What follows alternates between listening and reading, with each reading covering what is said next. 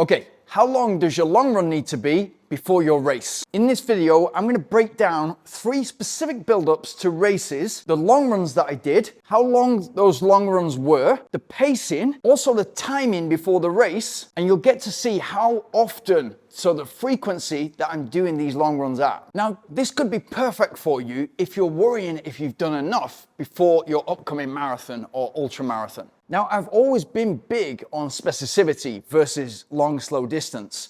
But what an ultra marathon, like 100K, teaches you is that you have to be specific when it comes to pacing, duration, frequency, because you cannot be regularly going out there and doing 50-mile or 80-kilometer long runs. And so I'm not saying that we can not do the work. We've got to do the work. What I am saying is that we can be smarter in our approach and much more specific in the execution of our long runs. I'm going to show you exactly what that looks like now. So let's start with Comrades Marathon. So Comrades Marathon is 87 kilometers or 54 miles.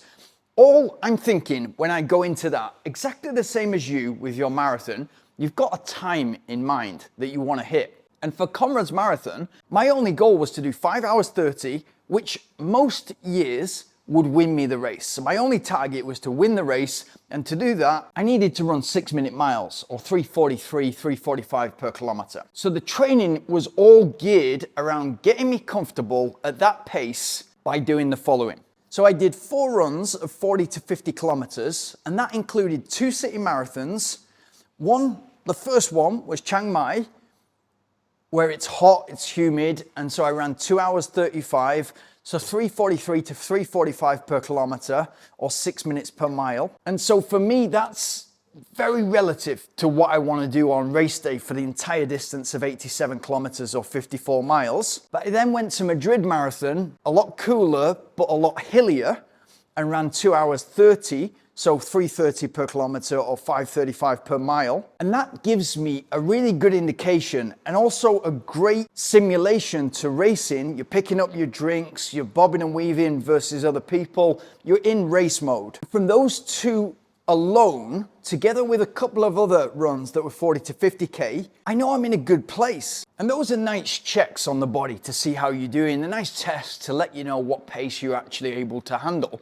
But remember, those are only marathons, and I'm going more than double the distance in Comrades Marathon, which is 87K. And to build up to those 4 runs of 40 to 50K, I've done 4 runs of 30 to 35K, so it's only 35 to 40% of the distance that I'm going to be racing at, but all of those have been relative to race pace. So all between 3:30 per kilometer and 4 minutes per kilometer, which is plus or minus 15 seconds of the race pace that I'm intending to do on race day. And again, all I care about is the time. Like most of us, we're going for a time. And for me, that was 5:30 for Comrades Marathon, and that would win the race.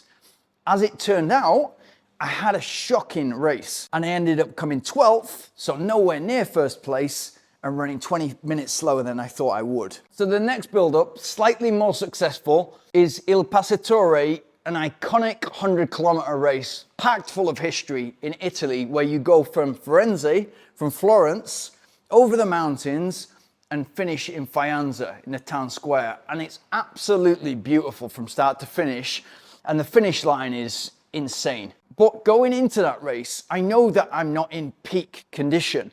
And so my only goal for that race is, again, to try and win the race. And so if you just go in there to try to win the race, in this situation, I know, looking at past winners, that I need to run somewhere under 7 hours. And so around that 4:10 per kilometer to 6:40 per mile. I've got to be ready to do that, otherwise I'm not going to be in contention. And so Passatore is pretty much 40 kilometers undulating or flattish, and then 10-kilometer climb at 5-6%, 10-kilometer descent, which will really find you out if you're not ready for it, and then 40 kilometers pretty much flat into Faenza. And so all I care about, I've got to constantly be fixated on that 4:10 per kilometer, and so all my training is relative to that pace. And again, for me, much more about the specificity.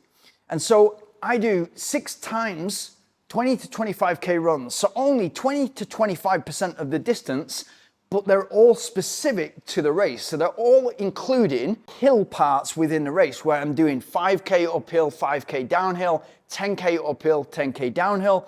Everything is specific. And then I do 2 times 30 kilometers, again, super specific with up and down sections, mirroring the course. And then I run 1 marathon 4 weeks out from the 100K race, and I run that in 2:38, so 3:43 per kilometer. So it's a nice check to myself 4 weeks out that I'm good to go, I'm good to race. And at the same point, I can run 2:38 for the marathon without much problem. And so it's not detracting from my race. My main goal is to get to Passatore fresh and fit. So 6 runs of 20 to 25K, 2 runs of 30K, and 1 marathon, 42K or 26 miles, in preparation to run 100K or 62 miles. And the training's worked. I won the race. And the next build up, the next race is the British Championships 100K, and it's flat and it's fast. And just like a marathon, and even more so, you can't turn up to 100K flat and run like a massive negative split. It's 100K, and so you've got to respect the distance and the time that you're going to be out there, 6.5 to 7 hours. And in order to do that, and this is really important,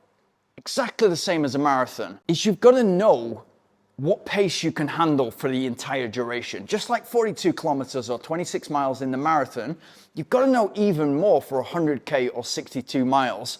What pace to set out at, and what pace can you sustain for long periods of time? And so all I care about is finding out in this build-up what I'm capable of for the entire distance of 100K. But I'm still all about specificity. So all I did in this situation was pick 2 50K races and 2 marathons that I wanted to do. They were races, they were organized, and so it's easy to find that extra gear.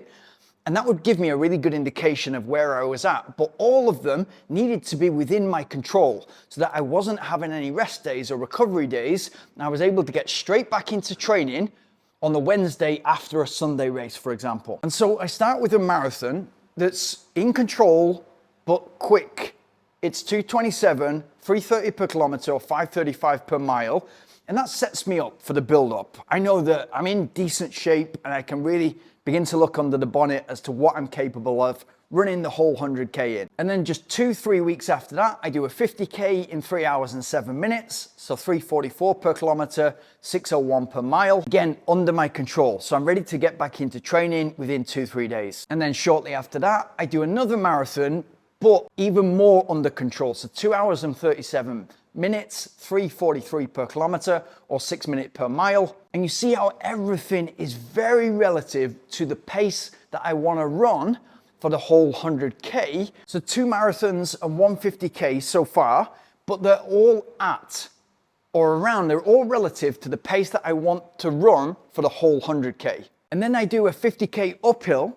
So what I'm thinking of there is, yeah, I want to go there and I want to win the race, but it's more important for me to give an all-out effort and see where I'm up to at that stage in the build-up. And I end up winning that race in 3 hours and 55 minutes.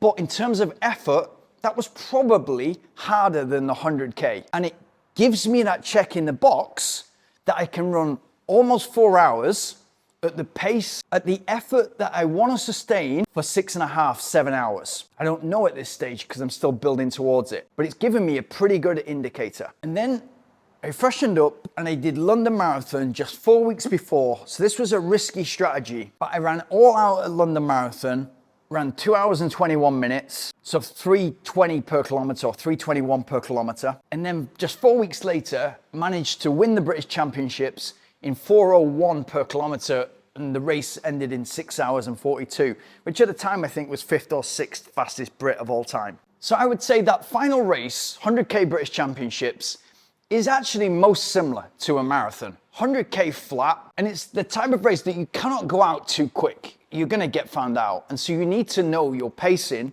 before, but you cannot regularly be doing 80-kilometer long runs and really figuring out for 5 hours, 5.5 hours, 6 hours, what you're capable of for the full 100K. And probably that 50-kilometer uphill race, because it took longer, still the same effort, but it took longer because it was uphill, and therefore I'm running for nearly 4 hours.